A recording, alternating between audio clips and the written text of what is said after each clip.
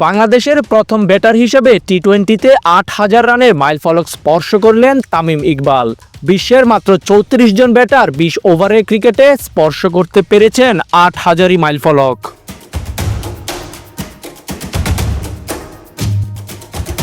আজ বিপিএলে রংপুর রাইডার্সের বিপক্ষে ম্যাচটি তামিম শুরু করেছিলেন ৭,৯৯১ রান নিয়ে। পঞ্চম ওভারে চতুর্থ বলে বাউন্ডারি মেরে সেই রানকে নিয়ে যান ৭,৯৯৯-এ।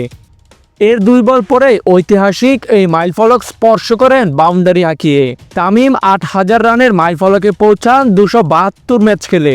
এই সংস্করণে ৪টি সেঞ্চুরি করা তামিমের মোট রান এখন ৮,০৩১। ৩২.৯১ গড়ে এই রান করা তামিমের স্ট্রাইক রেট ১২১.২৭।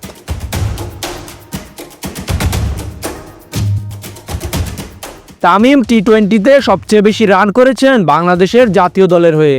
লাল সবুজের জার্সিতে এই ফরম্যাটে তার ব্যাট থেকে এসেছে ১,৭০১ রান। দ্বিতীয় সর্বোচ্চ ৯৭৭ রান করেন বরিশালের হয়ে।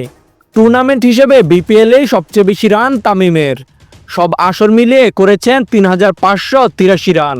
দ্বিতীয় সর্বোচ্চ ৬০৫ রান করেছেন পিএসএলে। স্বীকৃত টি-20তে বাংলাদেশের ব্যাটারদের মধ্যে তামিমের পর দ্বিতীয় সর্বোচ্চ ৭,৪৩৮ রান সাকিব আল হাসানের। ৬,০৯০ রান নিয়ে ৩ নম্বরে আছেন মাহমুদুল্লাহ রিয়াদ।